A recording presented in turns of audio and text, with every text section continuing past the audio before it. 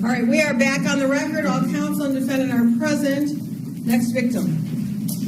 Judge, the next survivor will be anonymous and has requested that the cameras be turned off for her statement. She is an adult.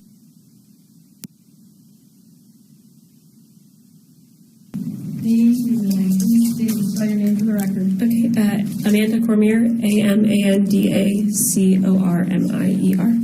Thank you. You may proceed. Thank you for having us today. The first time Larry sexually assaulted me was shortly after my 15th birthday. I was referred to him by his wife. She was my pediatrician at the time.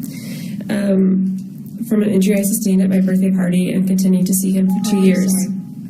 Before you didn't get a couple words you blurred together. Okay. Just slow down a little bit. Okay. So sorry. Start that sentence again. Okay.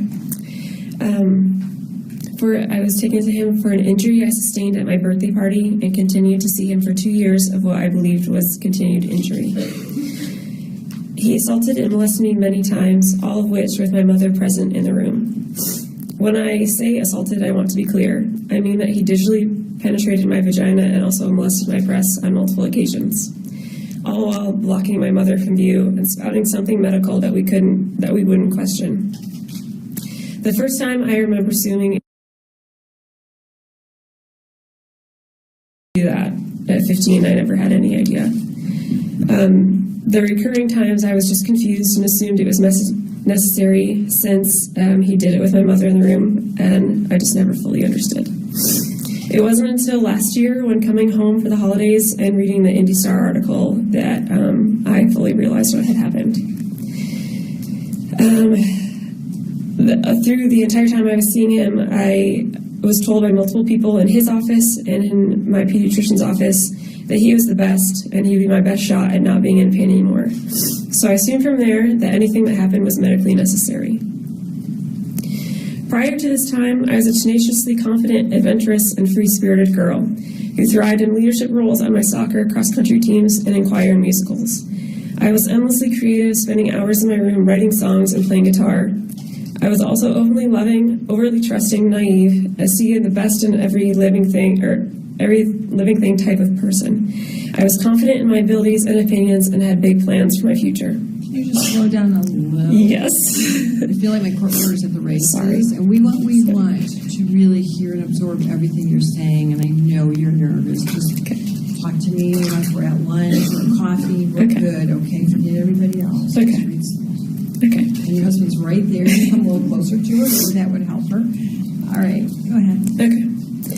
Unlike most of the women in this room who were and are accomplished in this, when I was a teenager, I was an elite vocalist. And I would spend most of my time in different choirs, ensembles, musicals, solo competitions, and eventually being recruited to sing for Michigan State. One of the biggest things that I believe that began to change during this time in my life was that I began to become afraid of my own ability to write and to perform. I believe that through the confusion and self-disgust I felt from what repeatedly happened to me, I slowly lost the certainty I had in my ability and my passion for being on stage and for writing music. I could no longer handle the vulnerability that it took to perform on a regular basis.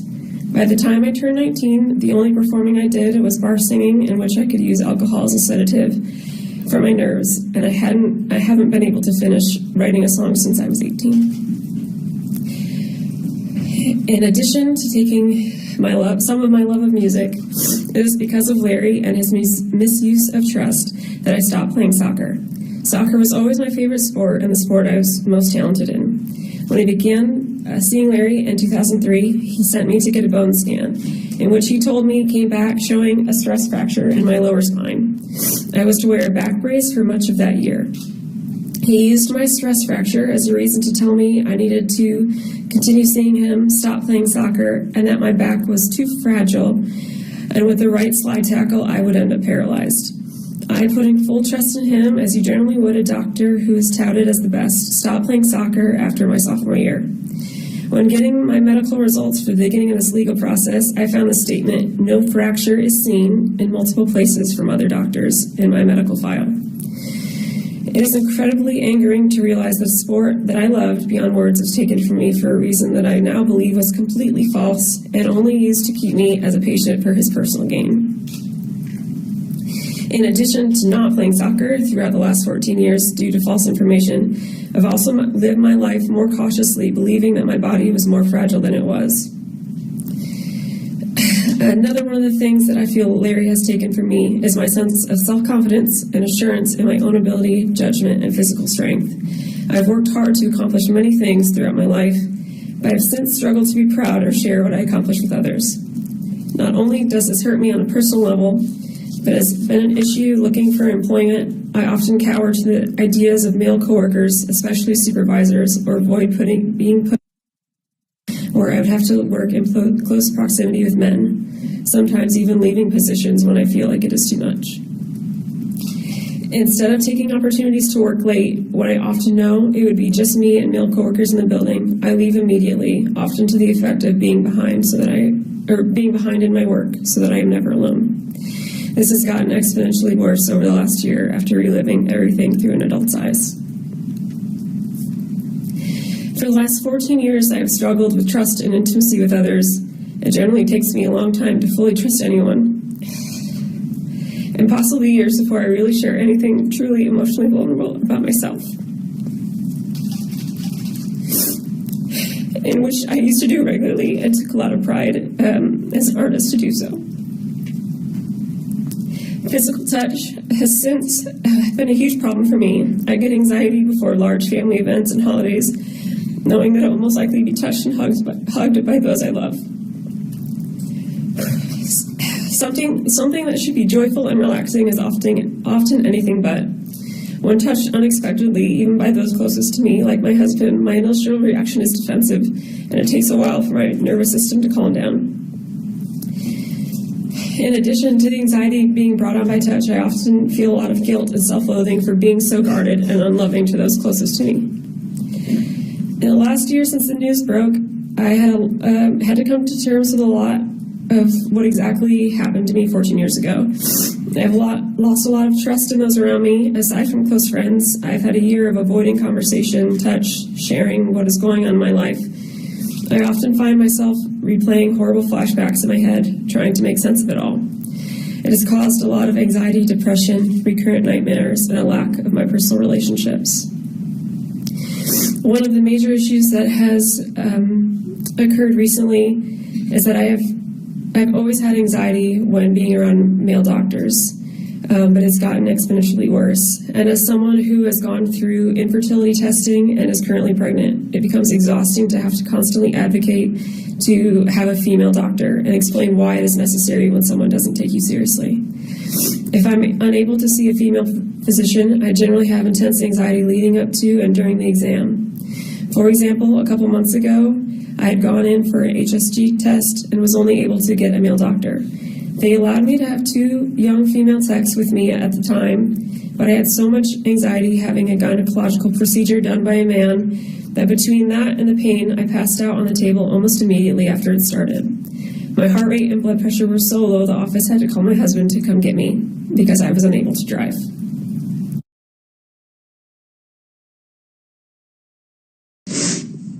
Overall, this trauma has caused me a great deal of depression, anxiety, recurrent nightmares, intimacy issues, loss of enjoyment in loved activities, issues at work, feelings of guilt, shame, low self-esteem and self-worth, and occasional suicidal thoughts. It has caused feelings of guilt and depression in my family members, especially my mother, who knows that she has to deal with the pain that she was in the room at the time, and added unnecessary strain in my closest relationships. These things that happened to me in his office long ago were not short-lived, uncomfortable moments. They were lifelong traumas that have changed the way I walk in the world. And if it's okay with you, I'd like to say something to Larry. To Larry, in reference to something you said during your plea hearing, which I know other girls have referred to today. Although I understand that you have the right to give a statement in defense of yourself, please know that I do not buy for 1 second what you said. To me, it sounded like the same manipulative narrative that puts you in a sympathetic light that has allowed you to remain in a powerful position for far too long. I don't believe you have changed or have truly grasped the pain you've caused any of us. Also, I, as a Catholic like you, believe in forgiveness, but you will be getting none from me at this time. A year of saying the Rosary does not erase all the evil that you've done in my eyes, and I hope that in the States as well. This is between you and God. While you remain on this earth, I hope that you are continually reminded of the pain you have caused all of us, as we are constantly reminded in our daily interactions of our lives. We did not get to choose this trauma, but you did. My hope is that the women here, like myself, do continue to grow and heal and become stronger than ever before, but that will be because of our actions and our strength, not yours. I hope to take that strength to continue to work with vulnerable populations and have something come out of my pain. So, Your Honor, I ask that you impose the full 125-year sentence. I do not believe he should get to harm the lives of 100 plus women and girls and get to walk away with anything less than a year for each of us. He should have to truly come to terms with the amount of pain he caused the vulnerable children and young women who trusted him. Thank you. Seems to me, after this, you can finish writing. You found your voice. It's a strong, effective, brave voice. And you have a child coming. Maybe what you need to do is start to finish a lullaby and go from there, because you are now part of the voices, the survivors, no longer a victim, for not just the people here, but also those unborn. And your child is about to hopefully come into a new world where the changes that you and the other survivors want, are demanding, are requesting. And I think your voices are being heard by the legislators. I'm really proud of what you've done today. I can't make sense, and I know you have. In your statement you said, I think all of the victims, now survivors, have tried to make sense of what's happened, but it's really an unrightable wrong. But you can make change, and you are making changes, and I look forward to hearing the end of your song, Get Writing, I think it will be good therapy for you and your child and the rest of us to hear you sing and to know strongly in that voice that you are a tower of strength and all survivors can be. Thank you. Thank you. Next. Judge, if I may, I do have that last impact statement copy for you. Thank you. I'm very much not a gymnast. Judge, the next survivor is Jennifer Bedford, and I believe her husband is here with her as well. And we're still working on the technical difficulties, so I think the computer restarted. All right, let's just wait a moment.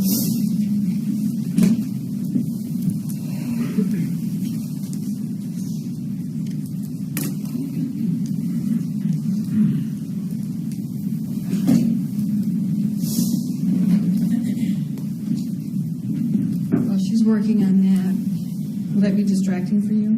No, All right. not at all. You can proceed, and if you could just start by telling us your name and spelling it for the record. My name is Jennifer, Jenniffer, Rood, Rood, Bedford, Bedford. Thank you. What would you like me to know? First of all, I apologize for the length of this, but I think in order to help you understand how this has impacted me, I feel like it's important to share a bit of my story. Let me just say, no apologies necessary from you or any other individual who addresses the court. I said, and I meant, you have as much time as you need. So if you wanted to take till 5 o'clock, that's okay. Yes, ma'am. I don't think anybody else wants to wait that long. But I meant what I said. You all have as much time as you need, and if we go into next week, so be it. So you may proceed. Thank you, Your Honor. Okay, I competed for Michigan State volleyball from fall of 2000 to fall of 2003. Though the dates of my treatment under Dr. Nassar are a bit hazy in my mind, I remember this happened before the new training room was completed in Jennison Fieldhouse in 2002. Slow down. We have all the time Slow in down. the world. Please Okay. slow down. My court I told myself I was going to. She'll Got need a this. break midway, so slow. No fire, Tell me if I'm no going too hurry. fast. Okay. Slow down. Your husband will pat your shoulder if you get too quickly. Can you do that for me, sir? Okay, Thank so you. I don't have to keep interrupting you. He's going to pat your shoulder gently as a reminder for you to just slow down. Okay. As for the details of my encounter with Nassar, unfortunately, those are more difficult to forget. A little history about me. Though legally an adult at 18, I was still very much a kid when I came to Michigan State. I left school, 1, having kissed 2 boys, and 2, armed with my dad's permission to punch any boy in the nose who tried to put his hands where he shouldn't. Going in as a freshman, I was pretty naive. I was desperate to compete, and I wanted to get better.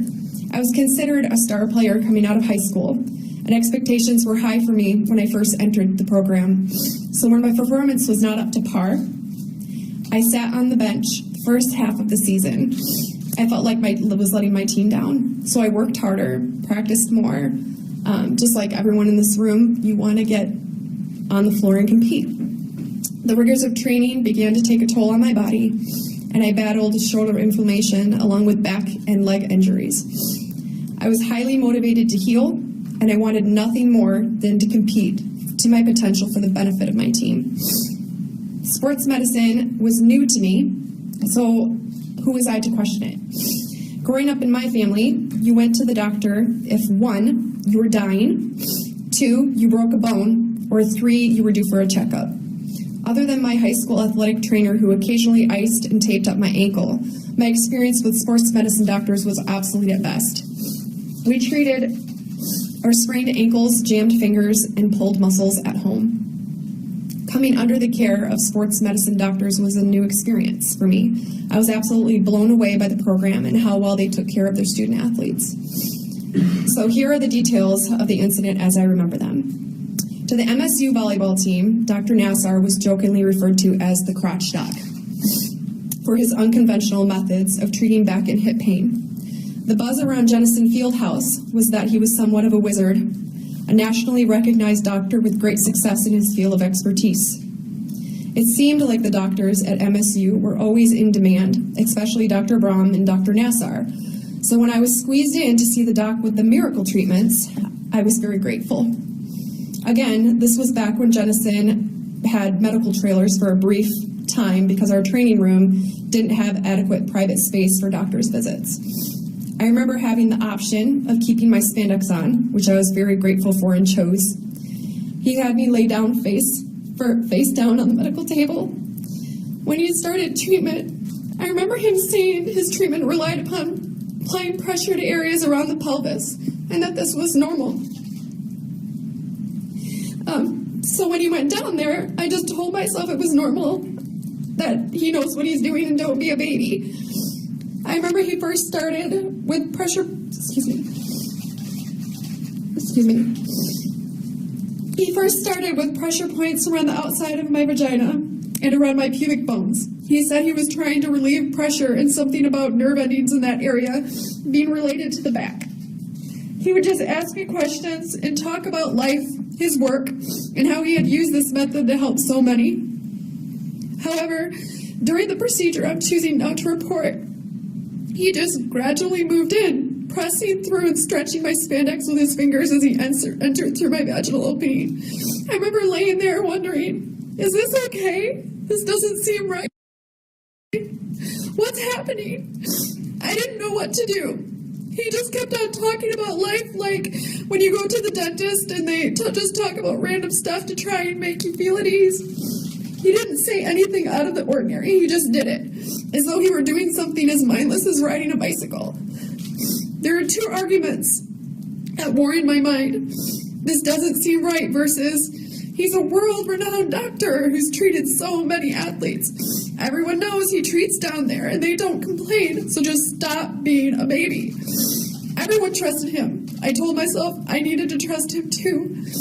So I convinced myself it was just a normal part of the procedure and kept my mouth shut. However, I could not have prepared myself for what happened next. Originally, I was very hesitant to share the details of this part. I did not want to give Nassar or any other sexual predator the opportunity to relive any details.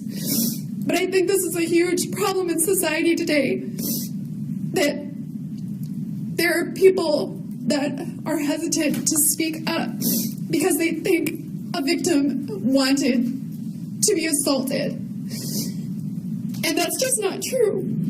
So in my opinion, this is the worst part. Again, growing up in culture with little experience of my own, I assumed something like what happened to me would only happen if I wanted it to. Now that I'm a grown woman with friends in the medical field, I know this is not true at all from a medical standpoint. But what I knew at the time was based on magazines, movies, culture, and other teens just joking about it.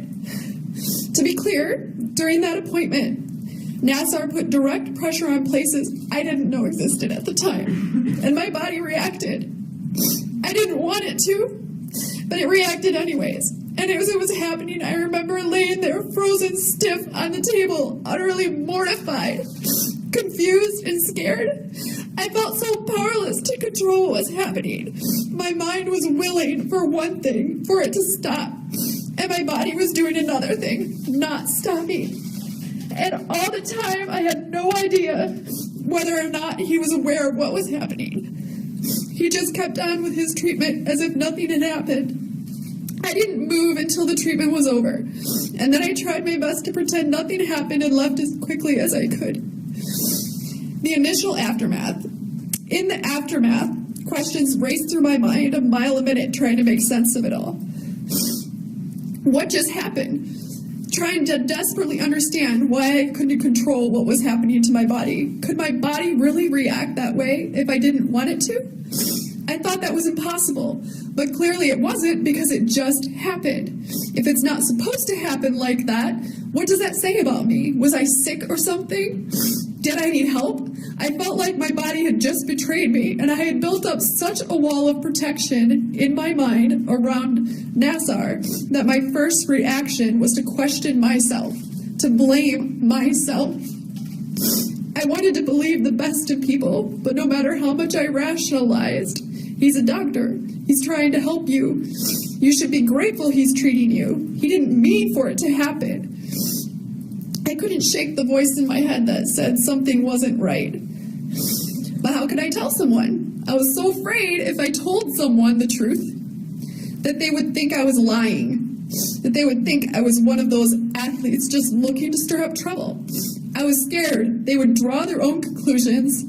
They would believe the only way for my body to react in that manner was if I liked it, if I welcomed it, or if I wanted it. I was afraid that people would look at me differently. I was fearful of being looked down upon, of being labeled. I was fearful a man wouldn't want me after that no man would want me. People would think I was messed up. I would be deemed unlovable, unacceptable. And what if what Dr. Nassar did was unintentional? What if my body...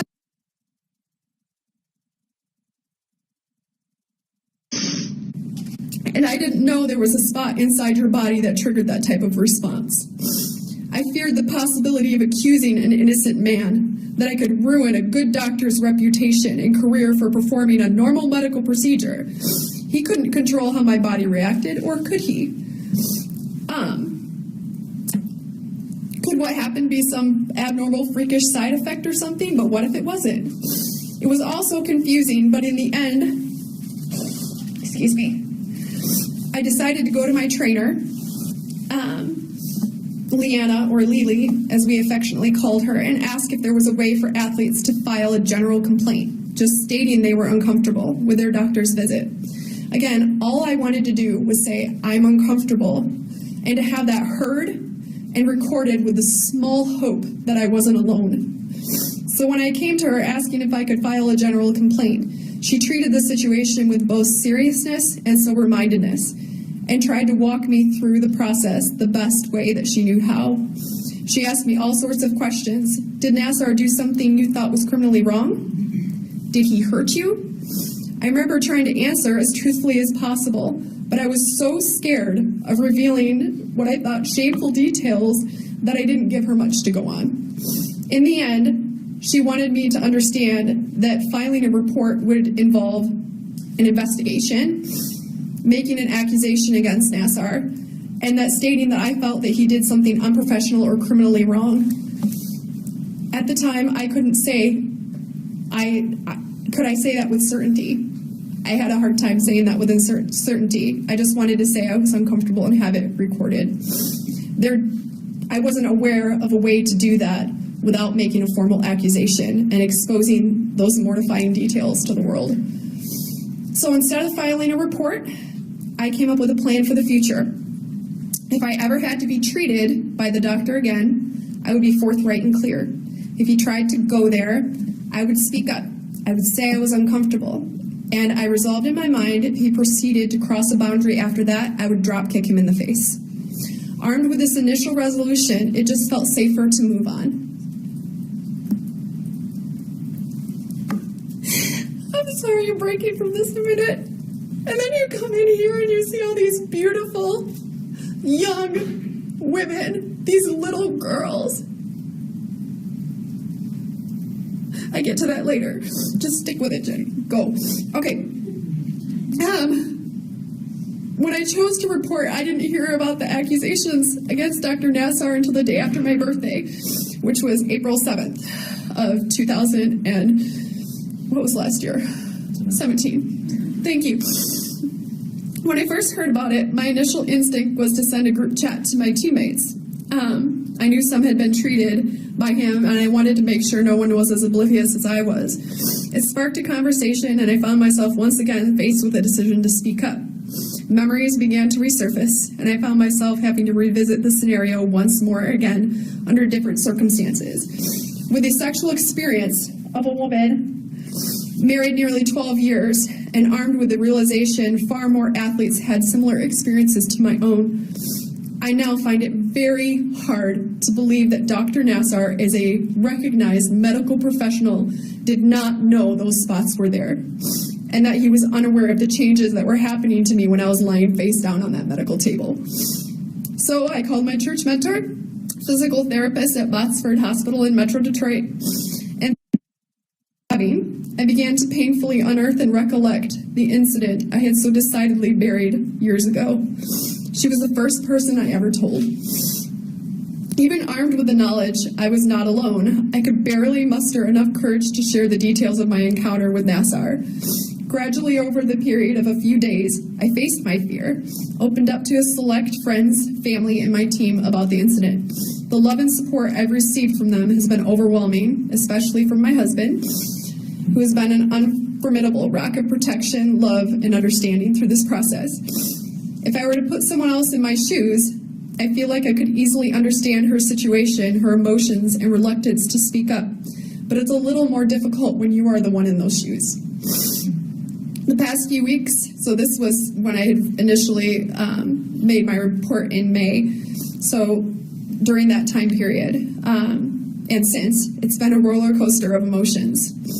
I constantly asked myself, did I have the power to stop him? Did I have the power? Could my voice have been the one that broke the chain of abuse and stopped him in his tracks? Even now, speaking the truth is admittedly difficult. It's vulnerable. People might still arrive at their own misguided conclusions, and I'm powerless to stop it. However, I'm convinced it's the right thing to do. Even though my case may be 101 out of 100 similar cases, I want to stand with all the women who came forward before me and after me, if just to say you're not alone. I'm speaking up for my loved ones, for my nieces, my nephews, my family, brothers, sisters, friends. I pray they would never find themselves in similar circumstances. But should that day come, I want them to be courageous, truthful, and to speak up without shame. I'm speaking simply to stand for truth and to face fear, and to refuse to give fear a foothold any longer. Since I gave my initial statement to Dr. Munford, Detective, got you. Okay, simply getting all this on paper and preparing for this has been no small feat. The amount of energy and emotional toll required to process and digest all of it has been completely draining. I agonized for hours whether or not to speak in person, processing the potential repercussions and how my actions and decisions to speak up could affect loved ones around me, the opinions people have of me. I wish I could say this was it, that this crime would no longer affect me or my loved ones, that I could forgive once, find closure, and simply move on. I just want it to be over, but unfortunately, it's not that easy. The truth is that once the gavel comes down and the sentence is revealed, for me, the battle is not over. Memories remain, and a sense of uneasiness and uncertainty has been created from the choice to come forward, to stand, and to be counted. How does one gain victory over memories? You can battle memories, but you can't erase them. We try to keep them at arm's length, locked someplace outside the boundary of our daily lives. However, despite all our effort to squelch, bury, and forget, those memories remain, and they find a way to invade at the most inopportune times. They have no scruples, no manners or decorum. All it takes is one trigger to unlock the door, and those memories rush in like a flood, sometimes during even our most private and intimate moments. They rush in unwelcome with the ability to make us feel just as ashamed, just as embarrassed, small and powerless as we felt when the incident first happened. While I have hoped to find peace and gain quicker victory over the emotions that accompany those memories, fighting to remain at a place of peace will be a battle I fight for the rest of my life. Memories like that try to accuse you at every opportunity. During this season, this is my reality. By making a decision to speak, I must not only face the memories of those events, but unearth, revisit, and reassess all the details I so decidedly buried years ago. There were things I didn't understand, and things I made excuses for because, quite frankly, I was afraid. And processing it all has been both painful, damaging, liberating, and terrifying all at once. For the longest time, my story was hidden. No one could hurt or judge because no one knew. Now it feels, well, no, not that feels, everyone knows. Try to imagine yourself stripped naked, exposed to the world, standing in a room filled with people examining you, judging you. I kept my secret away for years because of fear. I imagined the worst thing that could happen and the risk felt too great. I'm still convinced my decision to stand for truth, to silence shame, and to be counted is the right thing to do. But what I didn't anticipate was that this resolve to stand for truth would be challenged in my own mind every single time I chose to share my story. In trusting the truth to others, it's not without risk. You hear it over and over. It's a safe place. Safe? You want to believe that. But no matter which way you slice it, you're still standing there naked in the middle of a room, vulnerable, revealing some painful details to people who have both the power to heal and hurt, restore and ostracize, support and reject, or bully and blame, and you're powerless to control their reactions. Simply observe children out on a playground, and you'll learn very quickly human beings do not need a reason to be unkind. So if history dictates that a storm might be coming, and that people could be both unkind towards you and towards the loved ones that stand up for you, you brace for impact. And this is the tumultuous aftermath. It's paranoia and the fear of not being accepted. It's dealing with the swirling, raging, chaotic storm of thoughts and fears that accompany one's choice to be vulnerable, and being forced to face the uncertainty that comes from an unavoidable reality. What was hidden is no longer hidden, and because of that, circumstances in your life could be different than they were before. I didn't anticipate that I would second guess myself, that I would second guess my relationships, and even the thoughts of those closest to me. I found it's not difficult to imagine what people are thinking. Granted, saying, hey, I know what you must think before people have had a chance to express their opinion isn't exactly fair. But it's not difficult for my train of thought to go down that track. As a result of what's happened with Dr. Nassar, I need to fight harder to trust those close to me, and equally hard to make insignificant the opinions of those that would come against the truth of who I am. And that's a whole separate level, my own thoughts towards myself.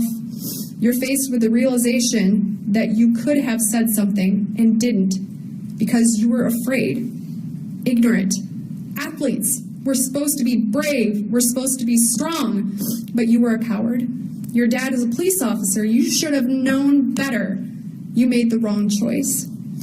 You see, it's not that difficult for our own hearts to condemn us either. I've battled guilt at not speaking up, questioned my ability to make sound decisions, and I've needed to face the truth that yes, I was scared. But I was recently reminded by a friend of a passage I love in my Bible. It's 1 John 3:18 through 20 that says, "Little children, let us not love in word and speech, but in action and truth. And by this we will know that we belong to the truth and will assure our hearts in his presence. Even if our hearts condemn us, God is greater than our hearts. He knows all things."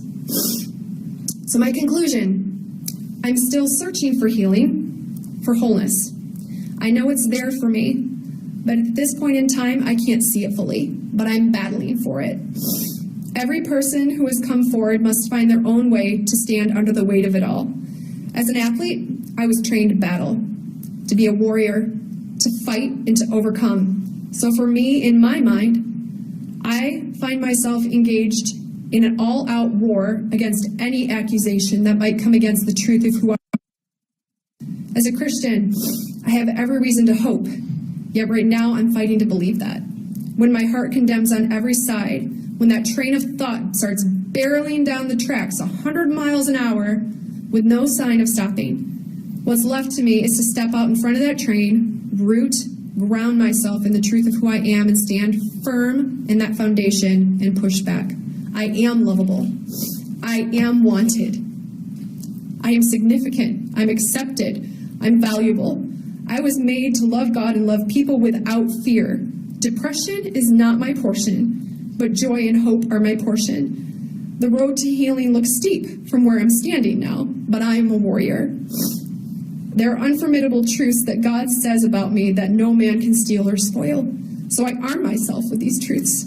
They are a sword in my arsenal, and I know the end of the story for me.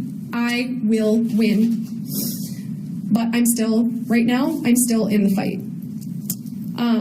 As for the sentencing, I feel I can trust the judgment and decision of the court after hearing all of these testimonies that have come before you. May I address Dr. Nassar, please? You may proceed. Thank you. As for forgiveness, Dr. Nassar, I want you to know that I pray for you, and I do forgive you. Is there still hurt? Absolutely. It's a part of processing. But please know my forgiveness towards you is sincere. What good would it be to hold on to bitterness and anger, especially in light of such great forgiveness that's been granted to me that I should be called a child of God? Never allow yourself to believe you're beyond forgiveness. Though certainly your actions are not without consequences, and you will face the consequences of those actions. You're facing them now, but there is hope that transcends all understanding for those that seek it. If Paul the Apostle could find it, you can find it. It's beautiful and it's worth living for. And I believe that what you've done, those choices you made, is not who God intended for you to be when He chose to bring you into this world. You can choose to be a better man and to be a different person. And I really do pray and hope that you seek Him and find that. Thank you. Thank you for your words. I didn't think they were too long. I thought they were powerful and meaningful. And a couple of things I loved about what you said, that you said some positive things about yourself, and that's really helpful to the other survivors. You are courageous. You are truthful. And you recognize, especially as an athlete, we found now gymnastics, soccer. This is now extended into volleyball. And as athletes, you all know the saying, no pain, no gain. This case certainly sheds a whole new light on that saying in my mind. You all have to go through the fire of this pain, but there will be tremendous gain, not just for you, but for countless others who are in the same situation or who may be in the same situation in the future. What you've expressed, your thinking, how you were thinking that you didn't really voice it because you were so young, will remind young people to ask those questions. Is this okay?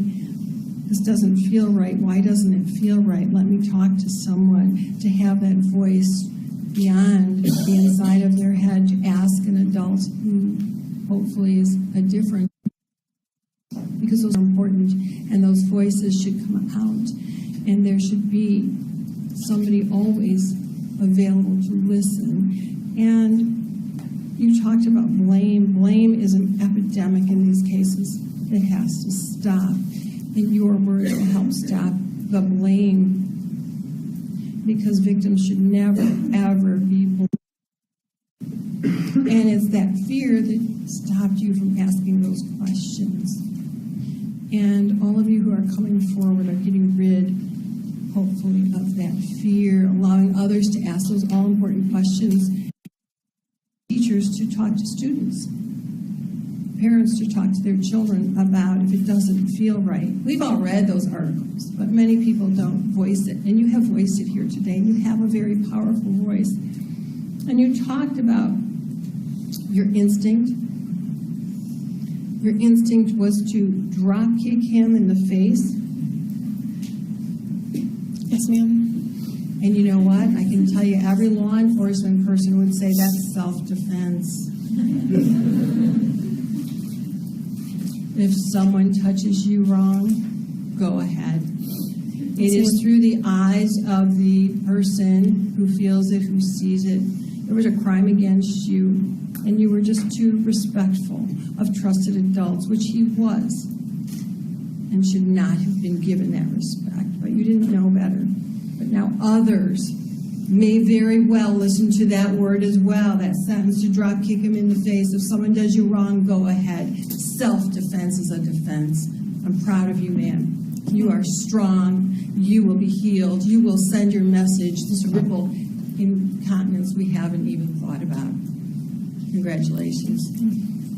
Thank you. Next.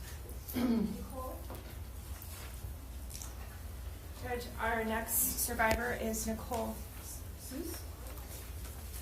And she has agreed to be identified publicly, and she's here with her husband as well. Thank you. Thank you for being here. Please state and spell your name for the record. Nicole Soos, NicoleSoos. Thank you. You have a statement to read? I do. Slow. Pace yourself. You may proceed. When given the opportunity to speak in front of this courtroom, I was at first hesitant.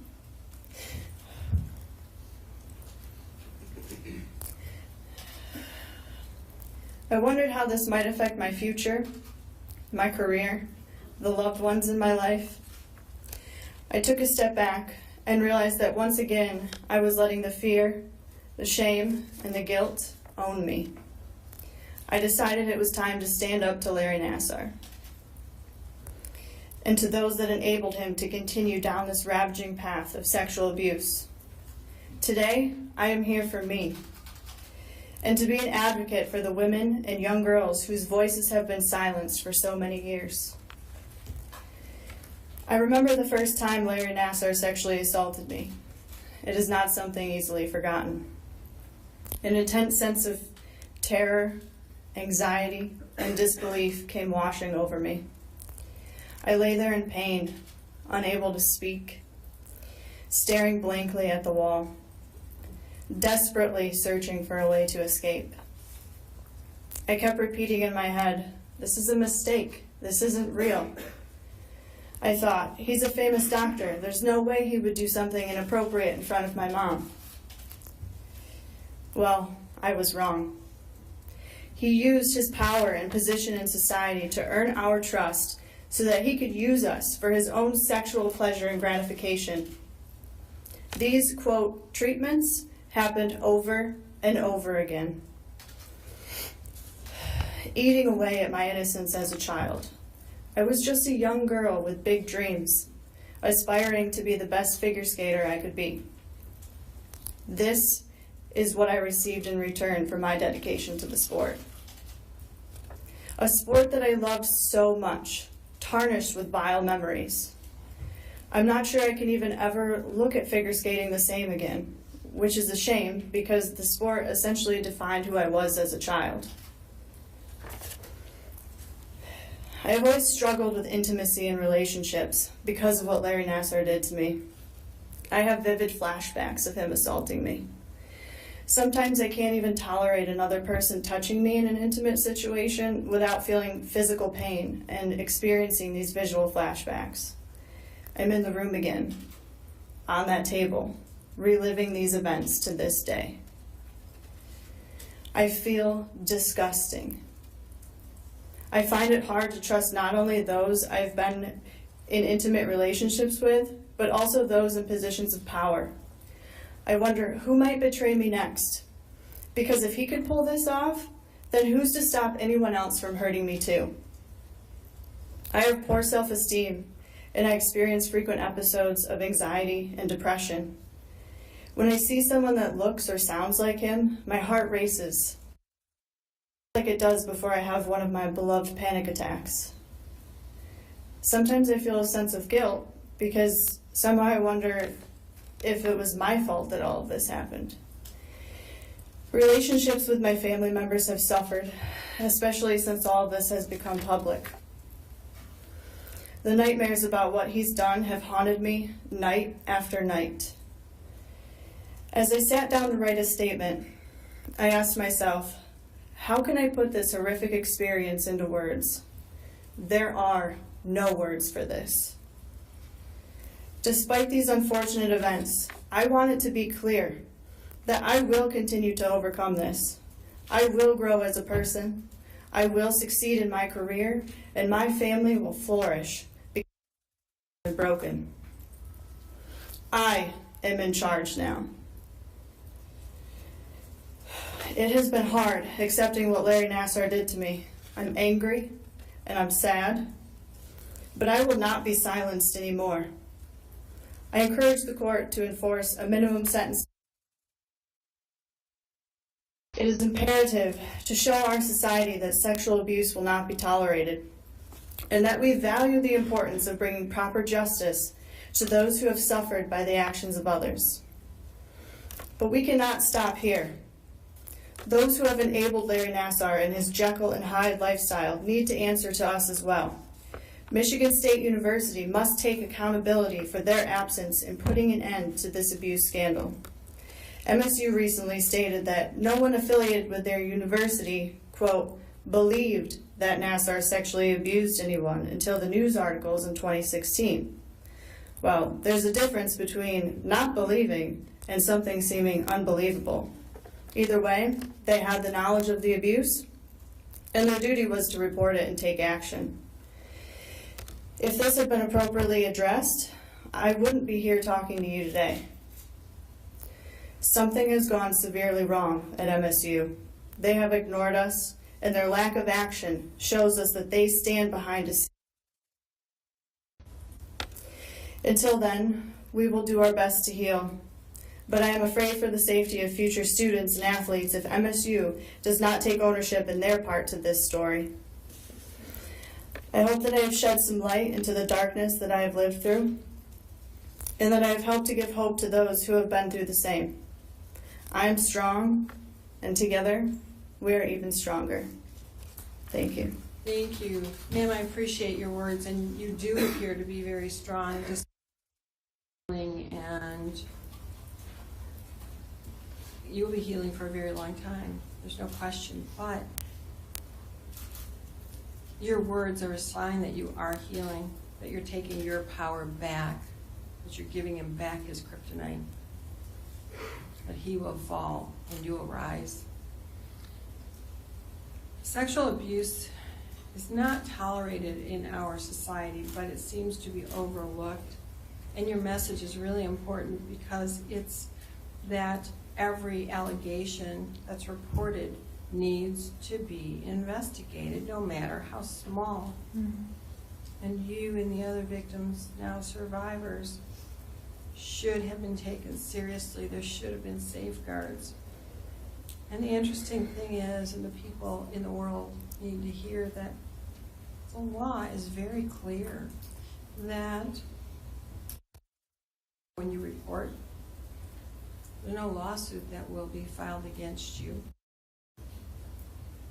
The law, the legislature has already taken it into consideration that if you report abuse, especially child abuse, elder abuse, however, if you're wrong, that's okay, but if you're right, we thank you. So we want people to report.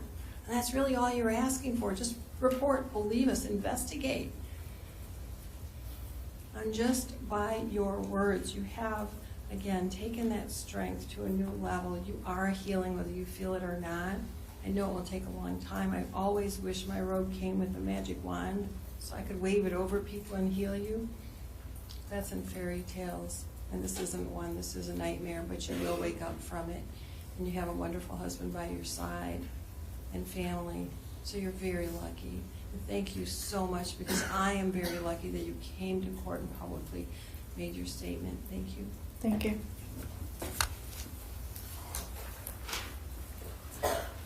Next.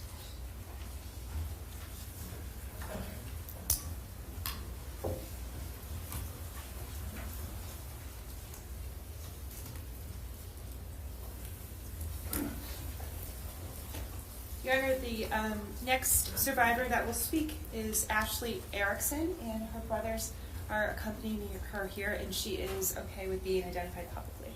All right, thank you. Thank you for being here, ma'am, and your brothers as well. I love that your brothers are here. Me too. Yeah, there is nothing like a sibling bond, and that's outstanding that you two are here with her. Ma'am, please state and spell your name. Ashley Erickson, Ashley Erickson. Thank you. What would you like me to know? Thank you, Your Honor, for allowing me to speak today.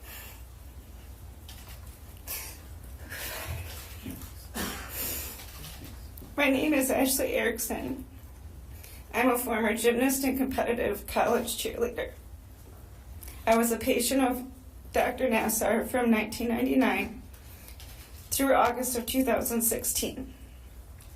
Today I can say that I'm finally ready to face you. Rather than someone that I used to trust, I am looking at a monster that took advantage of me. I have a question for you. Why? Why did you feel that you could do this to us and not only get away with it, but you also felt that you were allowed to? You were the adult, you were the doctor. You were also someone that many people told me could fix my medical problems. Instead, you groomed us into believing that you cared about us, but really you were just fixing your sick thoughts and fantasies. I remember even lying to you at times, saying I was in too much pain, just because I didn't want you to do the procedure.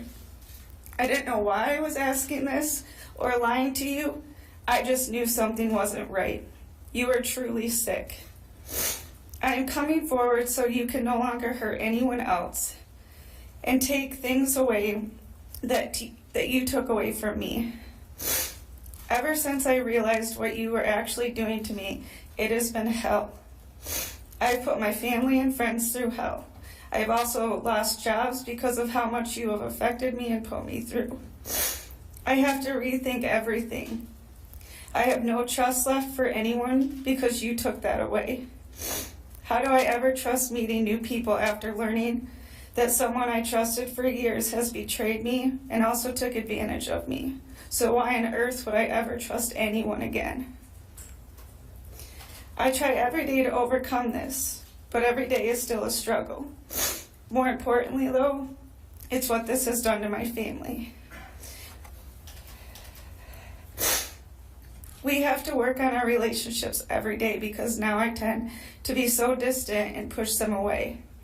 I would have never done this before, but now I unfortunately became really good at it because I still don't want to face what you have done to me and how much it affects me daily. So therefore, it's just easier to be by myself. I truly hope with all of us coming forward and finally saying what we need to say to you makes you realize what you have done. I hope you think about it every day just like I do. I want this all to go away. I want the nightmares of you coming into my room to go away. I want to be able to go out in public without seeing someone that looks like you and get so afraid that I have to suddenly leave. I want to rebuild relationships so I can finally trust someone again in my life. I want to be independent again, find a job and not be afraid to go to that job by myself because of panic attacks. I want to be the same Ashley to my family that they once knew. I want to be able to get help again for my medical issues without the fear of other doctors being just like you. I truly just want to live again without the fear of you in my life. Finally, Larry, I will no longer let you define who I am or who I will be. I will be strong again. Thank you. Thank you. Ma'am, I think every single victim here and in every similar case I've ever had has asked why. It's really the unanswerable question. This defendant is ill. He's never probably going to understand or acknowledge exactly what he did and the ramifications, the vastness of the destruction that he caused in each of you. The only thing I can do is to do what you've all asked me to do and to sentence him accordingly, which I will do. The monster who took advantage of you is going to wither, much like the scene in The Wizard of Oz where the water gets poured on the witch and the witch withers away. That's what's going to happen to him, because as you get stronger, as you overcome, because you will, he gets weaker and he will wither away. Prison is no place for a human being to live. rehabilitation here is not in the cards. Is you seek as to why. Don't beat yourself up about why. Understand he's very ill. And nothing is your fault. What you can do is stand as you are in this court, tall, proud, with your brothers, as a family, and say no more on behalf of yourself, other victims. And I think you've done that today. You are the voice of past victims, today's victims, and future victims. So thank you for being here. Thank you. Thank you for all the good you will do out in the world, because I know that's where you're headed. Thank you. Thank you. I appreciate it. Next.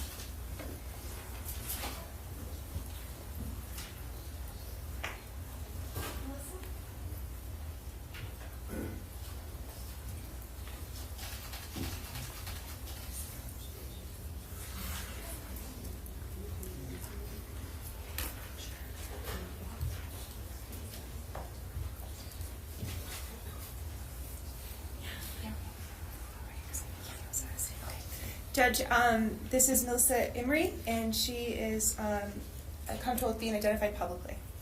Thank you. Would you please state and spell your name for the record? Melissa Emery. It's Melissa-Imrie. Thank you so much for being here. What would you like me to know?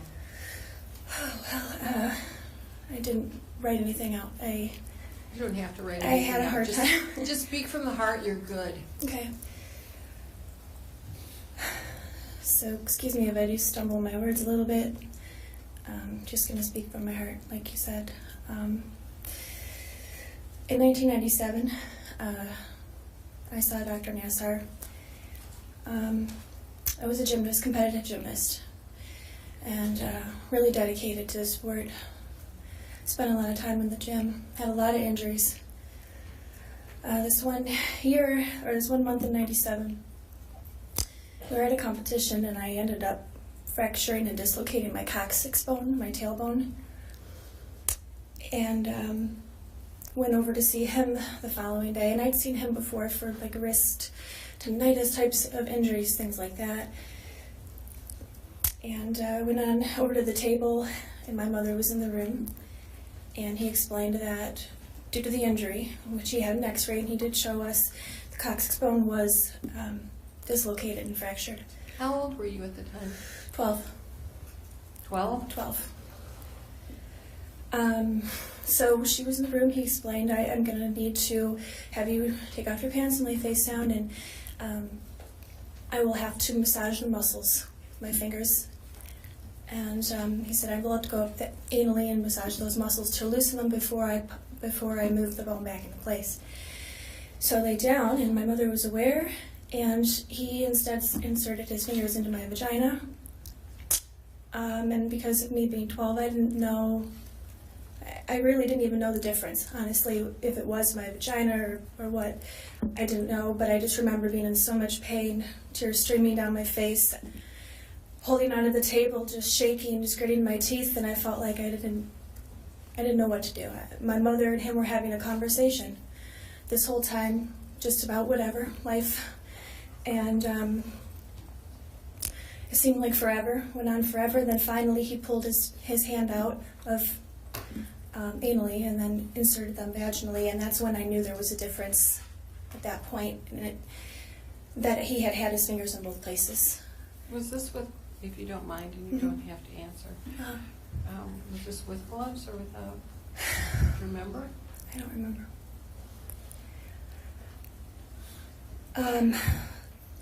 But when he did put the bone back into place, I went to school. He said, come back and see me in a few weeks and we'll make sure it's back. It's fine. Went back to see him a couple weeks later, was feeling better. And he says, we didn't do an x-ray. Did not do any x-ray. He said, it's out of place. Again, I need to redo the procedure. And I remember just being completely scared. You know, I didn't want to go through that again. I did not want to go through that. But I went through it again. And the same thing, just the tears coming down, almost kind of just in the middle of it, I don't want to say blacked out, but was like out of body, almost just numb, blank stare, kind of, didn't know what to do. My mom was once again in the room. And on the way home, I told her what happened, and she was livid, just so furious. And I remember her saying, "What? He did what? He didn't tell me he was going to do that. He just said he needed to anally massage the muscles. He didn't tell me he was going to go up the other way." And at that point, I was scared. I didn't know what to think. Being a 12-year-old, you kind of just trust the doctor, like all the other women were saying. You just believe that he's doing what's best for you and what's right for you. Being that young, just trust. And he was very well respected, and everybody talked so highly of him. So back in the gym, I remember people whispering about what had happened, because at that point it went around everyone. All the parents were talking, coaches were talking about it, and I felt really alone. I didn't know what to think or do, really, just very alone. And do you mean that they were talking about what happened to you? Mm-hmm. Everyone was talking about it, no one did anything? Nobody did anything, no. The coaches, I think I know they're probably listening and watching. The people that I was most disappointed in, because they were supposed to protect us, and they just decided that it was more important to have functioning athletes, and their reputation was more important than our well-being and how we felt. So really, that was the thing that really broke my heart, I think, was that they let me down. And I want to say this because I think in all sports now, especially with this happening, I think it's important that the coaches really try to be there for the athletes and not think about the sport and the competition and the notoriety of how great they are over the fact that they are working with children, they're coaching children, they're leaving their children in care of somebody like Larry, and they're just brushing it all aside. And I don't want that to ever happen to anybody else. So, this happened when I was 12. I'm now 33. And have 4 kids of my own. And I've had so much depression over my life, over the years. I think that was my biggest struggle. Severe depression. I've been having trouble sleeping, trouble with relationships, trouble keeping jobs. I mean, everybody's story that I've listened to, it just is just an echo of everything that I've went through. They're just speaking like it's my voice. So I just,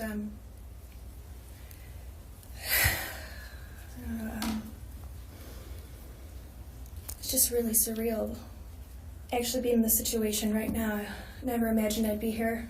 I heard about this last minute, and I really couldn't sit down and write. I said I just got to go up and say what happened, and speak my truth. So I'm trying to think if there's anything else that I need to pinpoint right now. I just want other girls to be safe, other people, not just girls, but other athletes and even boys to be safe from sexual predators, from this kind of abuse. And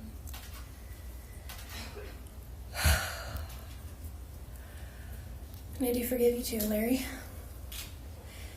I believe in forgiveness. I'm not going to carry that for the rest of my life. I'm not. I have important things to do as a mom. I have some really great people in my life. My dad's here to support me today. And I just wanted to just say this finally, just really get it off my chest and put it out there. And hopefully it will help other people do the same in other situations. Doing what you're doing today really is a giant step in healing. We see that over and over again with victims who come, talk publicly about what happened to them. And I think that what you've said is very meaningful. And you're right, it is one united voice with all of the victims, which is why I thought it was so important you all have a chance to speak, because as much as there are some different stories and feelings, they are very much the same, and you're all speaking and echoing each other's voices in terms of what pain and destruction defendant has caused. And absolutely, coaches should speak for their athletes first and foremost for their safety and take all complaints serious. And I can't imagine in 1997 this happening to you and not one person paying attention and they were all talking. Shame. Shame in all of them. I can't do anything about that now, but I can tell you, I know you said you felt brushed aside. You have not been brushed aside by law enforcement, the people, or this court. Hopefully, with defendant being in prison, that will provide you some relief, and you'll be able to mend from the depression and get a good night's sleep. Your children are counting on you. Your family's counting on you. This community is counting on you. Speaking the truth, one united voice, means you are strong, getting stronger every day. And you need to shove that depression aside and say, here I am, world, I'm ready to fight, because today you did fight on behalf of yourself and all others who feel they don't have a voice. You're an example. So your family and children should be very proud of you. I am. Thank you very much. Thank you. Next. Okay, Judge, the next young woman would like to remain anonymous but is comfortable with having her voice recorded, so no face, just voice. She has asked me to do something unique because she looks a little different than she did as a child, okay? So what I asked in the court to, actually maybe I can give this to Ms. Soos. She's asked me to give her name to the defendant so that he knows who she is, okay? And then I'm giving you the picture of her at her age. Thank you. And you're all set? Great, okay. Good. All right, so you are known as victim 125. Perfect. All right, thank you. And I know you're very soft-spoken from that. So I need you to keep your voice up and just go at a easy pace, and we're good. Thank you very much. Good afternoon, Your Honor. That's very good, but you don't have to lean into the microphone. Keep your voice up. Thank you kindly for the opportunity to address this court. Like all of the brave women who have stood before you today, I juggle many roles in life. I am many things. I am the mother of a beautiful 2-year-old daughter. I've been an attorney for over a decade. I am someone's partner, someone's sister, someone's friend, someone's neighbor. And I am a survivor of childhood sexual abuse at the man who sits before me today, Larry Nassar. Larry, it has been many, many moons since our paths last crossed. I stand here today as what I understand to be one of the earliest reported cases of sexual abuse at your hands. I think it is important to what I want to say to you today to start from the beginning. Something I'd never realized about you is that your relationship with the sport of gymnastics, and thus little girls in leotards, started in your high school years when you worked as an athletic trainer starting in 1981, for which you somehow earned a varsity letter in women's gymnastics thanks to your work with the team. 7 years later, in 1988, your relationship with the sport of gymnastics and little girls in leotards would continue, this time in the greater Lansing area at Great Lakes Gymnastics Club. You were 3 years out of college. I was 8 years old. As our volunteer athletic trainer at Great Lakes, you practically lived in the gym. You were there almost every single day for hours, with your big black medical bag full of supplies over your shoulder. You'd arrive to the gym early to tape our ankles and shin splints, and stay late to tend to the rips on our hands and our pulled muscles. It genuinely seemed as if you had a tireless passion for your work, for the sport, and in turn for us. You are not yet the famous Olympic doctor. You are not a doctor at all. You hadn't started medical school at Michigan State University. You weren't married to Steph. I hadn't been a guest at your wedding nor danced at your reception yet. You are not a father to 3 children, 2 of them little girls. So who were you back then? You were a young man with his whole future ahead of him. A future that seemed to be full of nothing but promise and passion. You were the man who was loved and trusted by dozens and dozens of us little girls in our families. You quickly became a fixture at the gym, everyone's favorite. You were the good cop to Coach John Geddard's bad cop. When he broke us mentally and physically, depriving us of water on a hot summer's day in the unair-conditioned gym, or pushing us to practice on broken bones, you were the one who stepped in. You defended us. You stood up to him on our behalfs. You protected our bodies from further pain. You literally and metaphorically put us back together. It seemed as if we were a little family back then. In hindsight, a mightily dysfunctional one, all in a sense growing up together. You, John, Kathy Klages, and that first generation of gymnasts known as the originals. We were all armed with nothing but dreams. John dreamed of getting a girl to the Olympics at any cost. You dreamed of becoming a sports medicine doctor. And I, with mediocre gymnastics ability, dreamed of going away to college, getting married, having a family. And I also dreamed of becoming a sports medicine doctor because that was your dream, and I wanted to be just like you. Those early years in the gym were brutal, as I know you must remember. John was young and pushed all boundaries. He was boss, the enforcer, the screamer, the thrower, the perfectionist, the one from whom we desperately sought approval, or even just some small sign that he actually cared for us and not just for winning. You, Larry, were the gentle one, the nurturer, who always had a smile, a hug, a kind word. You earned our trust. You earned my trust. But more importantly, as I was just a little girl, you earned my mother's trust. You treated us like family. You attended each of my doctor's appointments. You sat with my mother during my surgeries. We were guests at your wedding. And yet, at some point, you began pushing boundaries in your own terribly, terribly troubled way. None of us will ever, ever, ever know when or where you started abusing children. Was that always your plan when you found yourself attracted to the sport of gymnastics as early as high school? Had you abused anyone before then? Was the good guy persona just an act?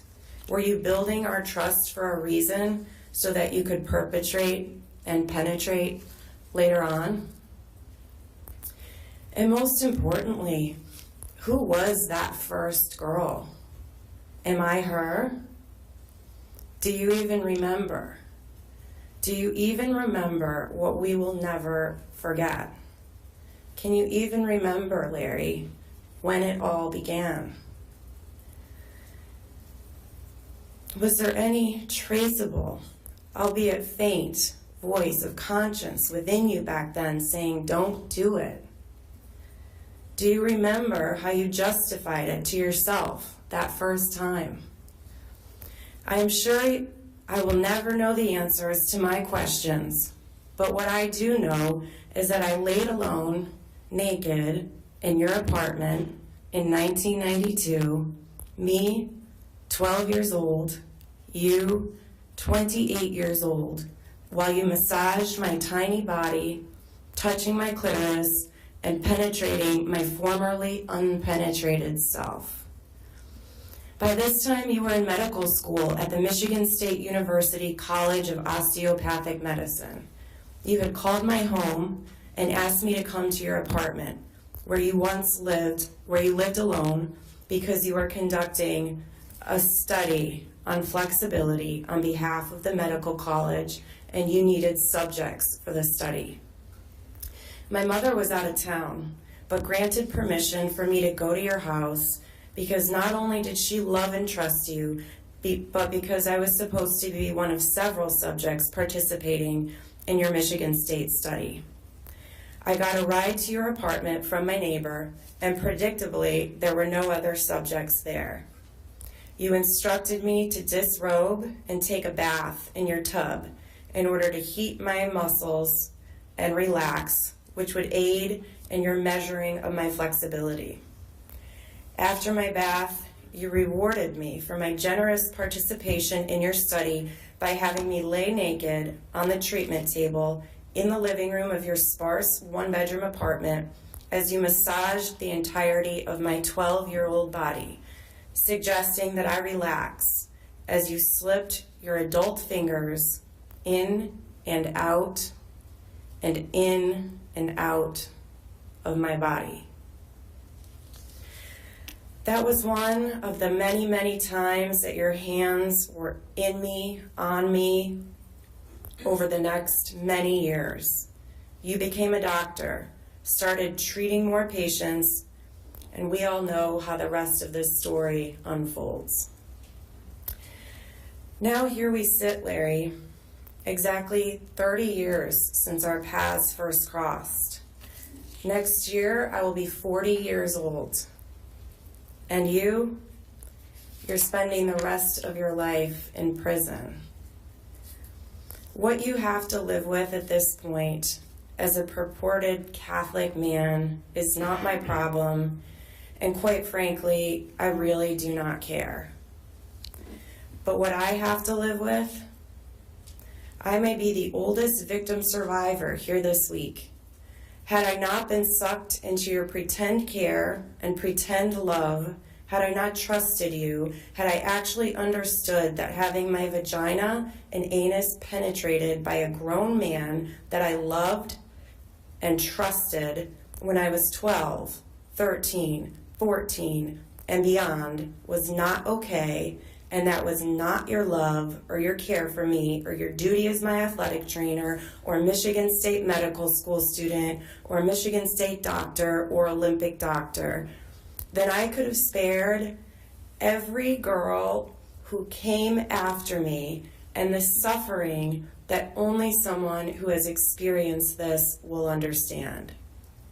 You chose to take from me, from all of us, something that was simply not yours to take. A shaken, if not irreparable, sense of self, a grave inability to trust, to open ourselves up to love, to sleep, to work, and some days to breathe. What you took was sick and psychotic and disturbed and, bottom line, a robbery. Had I been able to identify the wolf in sheep's clothing, a sexual predator under the guise of a loving friend and medical professional and eventual employee of the trusted Michigan State University, none of the other girls would be standing here before you this week having to face you, their robber. So what you need to hear from me today is this. When a grown man penetrates the vagina of a small girl, or does anything at all to compromise her sense of trust or safety, the course of her life is changed forever. In that moment, when you had each and every girl who was here this week on your table, not to mention the hundreds and thousands, potentially, of girls who are not here or who have not yet come forward. In that split second, when you made the choice to put that finger inside of our little tiny bodies for the first time, not for medical treatment, but for your own pleasure, you changed the entire course of our lives. One moment, one finger, you took something from us that we will never, ever get back. Our innocence, our childhoods, and in a sense, our virginities. Those were not yours to take. And yet, in that moment, when you took from each of us for the first time, the course of your life did not change. Well, not immediately anyway. You ate dinner, you brushed your teeth, and you went to sleep. You were rewarded with prestigious roles. You got to travel the world. You were entrusted with the job of caring for the United States' most talented gymnasts. You went to the Olympics, not once, many times, before John and then with John. How each victim survivor has and will continue to navigate this life-altering catalytic experience that you chose for us will run the entire spectrum. Some will never trust, never engage in functional relationships, sexual or otherwise, and some will never give birth because the very thought of having to see a physician who will have to touch them in personal places paralyzes them. Some will suffer from anxiety and sleepless nights for the rest of their lives. Some will never overcome the depression that results from having been a victim of your sexual abuse. Others will become activists, warriors for this cause. They will dedicate their lives to ensuring that people like you are not enabled and, in a sense, indirectly permitted to do as much damage as you were enabled to do by the likes of Michigan State University, USA Gymnastics, and Twistars. And me, Larry, I want you to know that while you spend the rest of your life behind bars, my life has been and will be okay. I'm a survivor of stage 4 disease. I live with 2 autoimmune diseases, and I haven't slept soundly since 1992. I could spend another hour depicting how I personally, medically, and psychologically have suffered at your hands, but quite frankly, I don't care to. All you need to know about me, Larry, is that I am free, I am successful, I am a mother, and I am happy. Not because you were one of the most, if not the most formative male in my entire life, but in spite of you and in spite of that fact, I am okay. What I know for sure, Larry, is this. Your legacy will not be that of a healer, of a great Olympic Michigan State doctor, of a respectable man, of a good father or husband or son. Unfortunately, your legacy is that you are quite possibly the greatest perpetrator of sexual abuse of all time. That, my former friend and loved one, is yours to live with. None of us in this room, Larry, is your final judge. You may attempt to do good while you are in prison, removed from society for the rest of your life, and knowing you, you will, and you will try. But what you've done, what you've taken, and how boldly and shamelessly you've taken it for decade after decade after decade, I can only wonder what might become of your soul. I pray for Steph, and your children, because the Lord knows they need it now and they will always need it. And I pray for the hundreds of women you abused who have not come forward, each for their own heavy reasons. And as for you, Larry, the rest of your life you will be a prisoner. But what should we call you? A predator, a criminal, a molester, a pornographer, an abuser, a thief of innocence? They all seem so inadequate because they are. And so you will be given a number. In Dante's epic poem, The Divine Comedy, he wrote about his journey through the 9 circles of hell. His tour guide was Virgil. When they arrived at the 9th circle of hell, Dante found himself within a large frozen lake. Trapped in the ice were those guilty of treachery against those with whom they had special relationships. Treachery. What is it? It's a betrayal of trust, deceptive action, disloyalty, duplicity. Think about those 9 words again for a moment. Treachery against those with whom they had special relationships.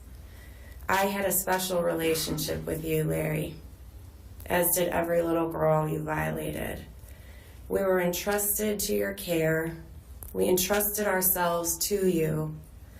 Our parents entrusted us to you, this community full of wonderful, honest, hard-working people entrusted the daughters of Lansing and beyond to you, and in return you gave us treachery.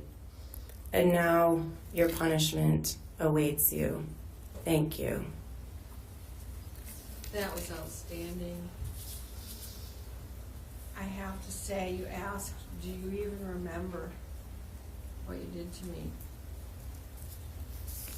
I will never forget. Well, he will never forget your words. Your words will go in and out and in and out of his brain in his sleep while he's awake and behind bars.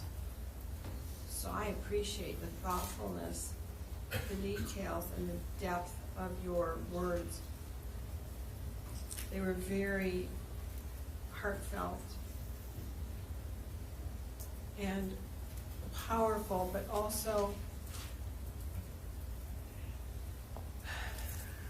I know you say you've gotten past it. I don't know if you'll ever really get past it. Only you know the harm. And one of the things that you said troubles me in that, being one of the earliest ones, you wonder if you would have said something then, if there wouldn't be this case. That's a heavy burden for a 12-year-old. And at your age, I know there's still a 12-year-old girl inside of you who feels that way. And I need you to let go of that. I don't think there's any victim, actually I know, there is no victim survivor who blames any other victim, including the first or the second or the third. Because as you know, as a lawyer, as a trained individual, so much goes unreported because of the pointing of blame and that belief of the treachery. When you talk about it, people don't want to believe it. It's not a popular subject. There's no one that blames you, and you need to just let go of that because you've done so well, and I think that's a bit of a stumbling block. And you are absolutely correct.